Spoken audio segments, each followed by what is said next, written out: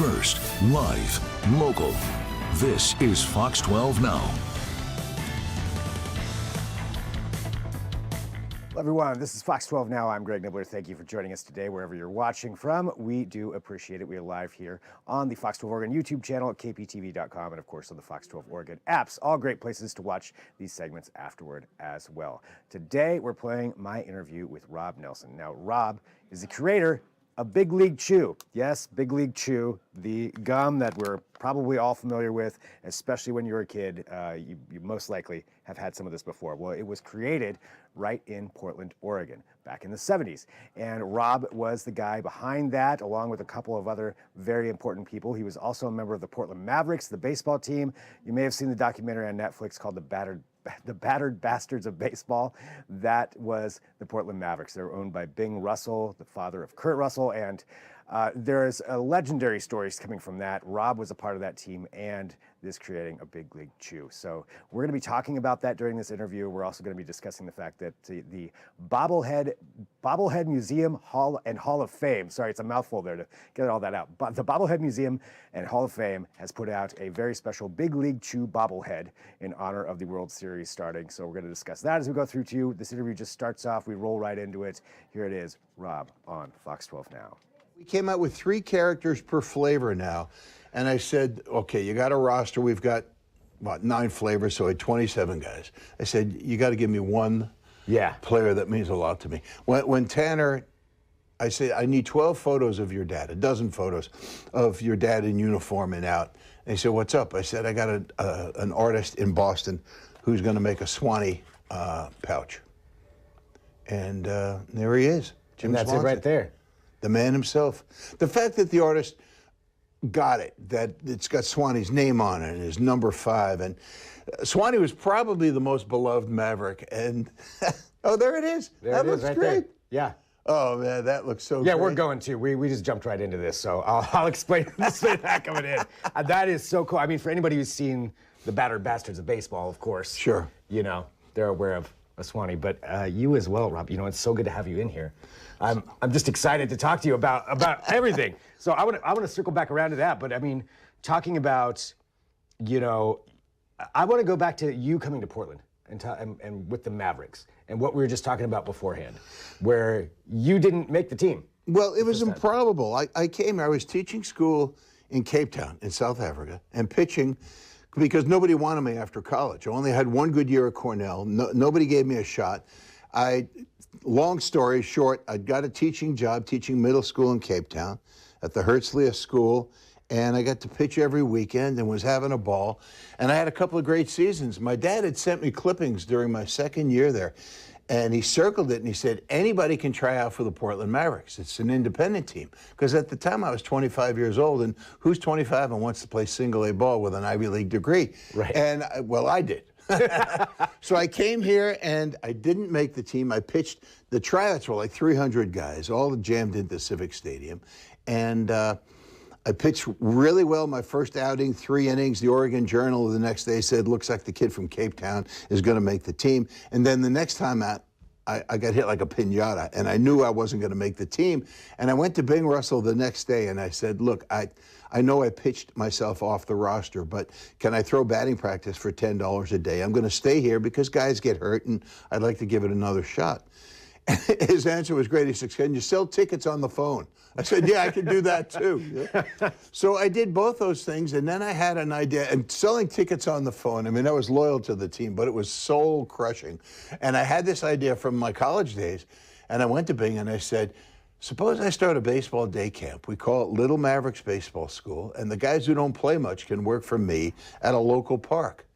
And Bing Russell was the kind of guy, he loved people who loved baseball. He said, Rob, give me a day. He called Pat Bell at the Park Bureau, called the Oregonian, Gene Henninger, the editor of, at the time was called the Women's Page. So I came here in mid-June 1975, and by mid-July, I was coaching 100 kids at Grant Park because of Bing Russell. Wow. Guy changed my life. I mean, you know, obviously I did not know Bing Russell, but watching even the documentary, he seems like such a bombastic character, you know, and seems like a real genuine guy. And that was your experience with Well, him? not only was he bombastic, and few people realize how kind he was. Yeah. We had a 30-man roster, and the third season I was there, I was the pitching coach, and I had a lot of pitchers I couldn't use, and I said, Bing, why do you keep these guys?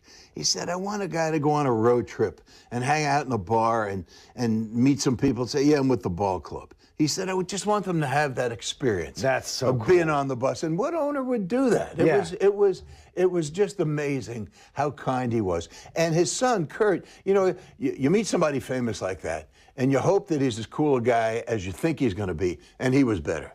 Both those guys were just, they loved baseball so much. And to create a team, and I mean, Nick Birchman said in the documentary, we thought it was a bad joke to bring an independent team. Now that Big League Chew is the official bubblegum of the Baseball Hall of Fame, I'm in Cooperstown a lot doing various fun things. And Ozzie Smith, Hall of Fame shortstop, he was with the Walla Walla Padres. And when he found out I was a Maverick, he said, I love playing against you guys. It was like a Marine unit. You would just, he said, there was no team in the league like that. Everybody focused on beating the big bad Mavs. I just love the whole experience, obvious, you know. Yeah, yeah. I mean, it's just such an amazing thing and I think it fits so perfectly that this happened in Portland, too. It was right at the cusp of keep Portland weird, and we were right at the cutting edge of all that. I think we went above and beyond, but it really fit Portland for the time. When you see the documentary, The Battered Bastards, on Netflix, it's mostly a story to me about the old stadium and the fans, and how the fans related to a bunch of misfit toys. And the great thing is, if Eddie Cervantes had a great July for the Mavs playing second base, he didn't get called up to Double-A. He stayed with Portland through Labor Day, through the playoffs. So the fans got to know who the Mavs were and the characters. And for the good players like Reggie Thomas and Eddie Cervantes and Cliff Holland, we had some legit ball players. But we had a lot of posers, too, like me. I won one game in 3 seasons. You know, Jim Swanson, Swanee was our hitting coach. I think he had 2 hits in 3 seasons. But Bing, he just wanted, you know, Kurt describes it that he was like the leader and the music man. And we were just like members of the band. What an experience. What an amazing thing. And, you know, I'm wearing one of the jerseys here, right? Not only one of the jerseys, but number 56, former Yankee Jim Bouton. Interesting, the World Series tonight, Yankees and Dodgers. Jim pitched in the Yankees-Dodgers World Series. He lost 1-0 to Don Drysdale. Jim's World Series numbers were fantastic. In '63, he lost to Drysdale 1-0. The next year, he won 2 games in the World Series against the Cardinals. Yankees didn't win, so Jim's kind of an afterthought. People don't remember what a great pitcher he was. He was trying to make a comeback with the Mavs. I felt badly in 1977. I'm 28 years old. Jim's 38. And he's still pitching single-A ball. So the fact that you got a number 56 jersey is phenomenal. Well, and in all fair credit, too, this is Jay, who works here, handed this to me right before you came in. So I'm going to be getting one, though. That's pretty cool. Well, looking back there, you know, talking about the Mavericks and you and here in Portland, I mean, let's talk about the origin of Big League Chew. Jim Bouton and I, in the bullpen, asked me, we were looking at guys chewing the other stuff and making a mess of themselves. And he said, did you ever try Redman? I said, I tried it maybe for 30 seconds. I knew the player who had given it to me. I know the ballpark I was at. It was such a harrowing experience. And Jim said, me too. He was in the Carolina League. And maybe it was an inning or so later, I had said to him, what would you think if we shredded gum and put it in a pouch? And the truth be told, I really got the inspiration from the bat boy Todd Field, who's now a Hollywood writer, director, Oscar nominated. He's got about 10 Oscar nominations. Hasn't won one yet, but he's in the big leagues in the film industry. Todd, as a bat boy, used to chop up, with a pair of scissors, he'd cut up licorice and put it in a pouch. And the first time I saw him doing that, I said, Todd, what are you doing? You're 13 years old. They said, relax, Rob, it's licorice. And we had a discussion about it. I said, no, most kids don't chew licorice. It might have been 2 days later, I said, I bet if we did it with bubblegum, it would be cool. He said, yeah, whatever. Long story short, I got a kit. We went to Todd's house because typical ball player, I had no utensils in our apartment. And Candy Field, Todd's mom, let me use the kitchen. the History Channel came out 2 summers ago to the famous kitchen, the birthplace of Big League Chew, and she was a delight. I still see her. She's 85 years old now and just as great as she was back when I was a dreamy kid. And I have a piece of paper somewhere where we all wrote, this is the first day of Big League Chew, you know, to archive the whole thing, and I don't know where. You actually thought about it that day to write that down? Well, when Jim said to me, well, yes, of course, but Jim had said to me, he said 3 things in that bullpen. He said, I love that idea. A lot of people had said that when I'd shared it. But the thing that Jim said was, I could sell that idea. He was a dreamer with a deadline, and I was just kind of, my dad used to call me like a surfer, a baseball version of a surfer dude. You know, I was just going to find not the perfect wave, but the perfect game. But Jim had a deadline, and he got it. And then the third thing he said, what would you call it? And I plucked it out of the air. Yeah. I answered his question with a question. I said, I don't know, Big League Chew? Like, what do you think of that? That just came to you. So that just wasn't, came, and Jim, that wasn't months of laboring over a name. No focus groups, boom. nothing. Yeah. And Jim looked at me and he said, that's pretty good. It's pretty amazing. The cool thing about the whole Big League Chew thing, I didn't make the Mavs. I started Little Mavs. One of the Little Mavs was Scott Chernoff, tall kid, 11 years old, maybe 6'1". I go to a Cornell University function at the Multnomah Club, and I see this tall fellow, 6'5", 6'6", Dan Chernoff, Cornell class of, I don't know, 63 or something like that. And I went up to him and I said, you got to be Scott's father. He says, I am. Who are you? I said, I'm Coach Rob at the Little Mav School. And we became fast friends. Well, Dan was a patent and trademark guy. So he did all the work for Big League Chew for probably 10 cents on the dollar. He was an amazingly kind and brilliant friend. And I said to him, can I get a patent on shredded gum? And he said, you know, no, but your name is great. He said, you know, McDonald's owns Big Mac, but they don't have a patent on chopping meat. That's kind of, anybody could do that kind of thing. But he's the one who danced me through all the details of it. So we own all these slogans, you know, bubblegum's better when it comes from a shredder, all these dopey things, they're all protected. And, you know, I'm the luckiest middle school teacher of all time. I mean, I got to say, like, all of that falling in line, you know, so perfectly to create this thing and become, you know, what still huge phenomenon. I mean, what this became. Well, last year all of that lining up. Last year we sold our billionth bag. Our billionth bag. My brother Ed, special education teacher, hence his nickname, Special Ed. Eddie said to me, you realize a billion is 1,000 million. I said, I can do the math, Ed. Yeah. And none of us could believe it. Our dad was NYPD. Our big brother Harry was the kingpin of the family. And, you know, Harry always says, I'm kind of the Al Pacino of the family. I'm the younger brother who got lucky, you know, and I became the boss. They said they should have been nicer to me. But our whole family rejoiced. I mean, we're from South Shore, Long Island, Massapequa, New York, same town as Jerry Seinfeld and the Baldwin brothers. And we lived the dream. Every house was the same in our neighborhood. But the fact that I got a philosophy degree from Cornell, and I was just doing odd jobs. I had a donut truck. My parents never said, why are you in law school? They never badgered me. When the opportunity came up to go play baseball in South Africa, they said, that sounds great. You know, be careful, have fun, throw strikes, you know, that kind of thing. It was very, very simple. And more than a few people have said, this is like Forrest Gump. Everywhere I went, somebody either knew how to do it, like Bing calling the Park Bureau, or Dan Chernoff helped me get a trademark, or they knew somebody who could do that. Yeah. And Jim Bouton pounded the pavement. Jim used to say that Rob had the inspiration and Jim was the perspiration, because he's the one who knocked on doors and found this a company, and, you know, and there we are. I mean, your dad is kind of right. You were kind of a surfer for this, you know, but you found the wave every single time as you're going through this. He used to tell people at their church, they moved to Connecticut, in Stamford, Connecticut. They said, where's your son these days? And he said, he's in Africa, big game hunting. And they said, we didn't know he was a hunter. He said, no, he's a ball player. You know? So, yeah, I have not been cheated, no question. Well, I mean, you look at this now, so 1 billion bags of Big League. Like, going back to when you started this, obviously great idea, you're getting it patented. What was it like when you first started really selling these? Where you're like, oh, this isn't just a little hobby, this is a thing that's happening. I remember when Jim got us the deal, I thought I can pay off my student loans and maybe get a nice car and do something for my mom and dad. And then it just kept going, and it was, I can't describe it. In the beginning, it was fun. I really felt like Charlie Bucket in the Wonka movie, that I won the golden ticket. Yeah.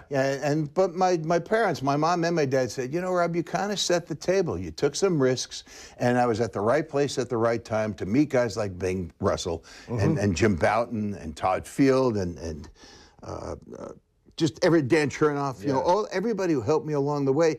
It just, you know, there's the old Branch Rickey slogan when he talked about luck, and he said, luck is the residue of design. And I kind of had a design, which was to say, you know, do no harm, pay your bills. You know, when I told my parents I was getting a philosophy degree, they didn't say, what are you going to do with that? My dad said, what's your plan? I said, I'll go to grad school, I'll get a teaching thing, and I'll pay my loans off. Yeah. And I remember he looked at my mom. We were driving back from Ithaca to Long Island, and he looked at my mom. He said, Gene, this was time well spent. You know, so Mom and Dad, they had my back. That's great, having that support. You know, and then this bobblehead thing. We're in the Bobblehead Hall of Fame. I mean, it's preposterous. The Bobblehead Hall of Fame. So who knew there was one? So we're recording this now. The first game of the World Series here for 2024 is starting today, just for a timestamp there for anybody. And yeah, the Bobblehead Hall of Fame, Museum and Hall of Fame. That's correct. Has a Big League Chew bobblehead coming out. The Big League Chew character. My brother Harry said it looks like the 1977 version of Rob, and I'm happy with that. You know, I'll take that. You know, the artistic license. You know, my chin is a little more chiseled, but you know, you just go with the flow. Got to go with the flow. You let people do their job. Yeah. I mean, you know, talking about that, having this bobblehead being a part of baseball so much, and I want to discuss. I mean, I know we don't have forever all day, but there's some other really cool things with Big League Chew. But talking about that, you know, how does it feel for you now, sitting here, as we're looking at this? You've got 1 billion packages sold. You have a bobblehead for Big League Chew that's coming out in honor of the World Series happening right now. You know, sitting here looking back on that, how does it feel?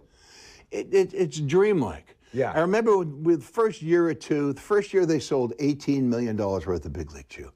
And we just couldn't believe it. It was off the chart. So, yeah, the student loans would be paid. And Rob... Yeah, you can maybe get that car. Yeah, yeah, and I did. But my brother had said, you're going to be rich and famous. You know, over the dinner table. You know, it's like a TV sitcom. And my dad, he's so laconic, he said, I'd rather see comfortable and anonymous. And that nailed it. That nailed it. I'm glad that I've got 3 kids. They're the love of my life. They're all doing great things. It's been a joy to make people smile. Yeah. You know, Halloween, when people come by the house and they get a full pouch of Big League Chew. And I remember one little boy running to his dad and said, Dad, I got Big League Chew. And the dad kind of a glum face. And I took one and said, not just for kids anymore. And I threw it, and the dad caught it. And I see him around town. He said, you're the gum guy. You know, it's nice to be. My brother Ed calls me a B-list celebrity, and I'll take that. You know, it's not that big a deal. But yeah, I will say this quite seriously. The government stats show that since Big League Chew came out in 1980, the consumption of tobacco in a pouch has plummeted, like over 75%. And I think we're a part of that. I think players have agents now, they have nutritionists. The guys are just smarter that's not really health food. Neither is this really, but it's not going to kill you. Right. And it's made a lot of people happy. When I go to Cooperstown, I go at the end of May every year. They have the Cooperstown Classic. They have an exhibition game. Former big leaguers come and everything.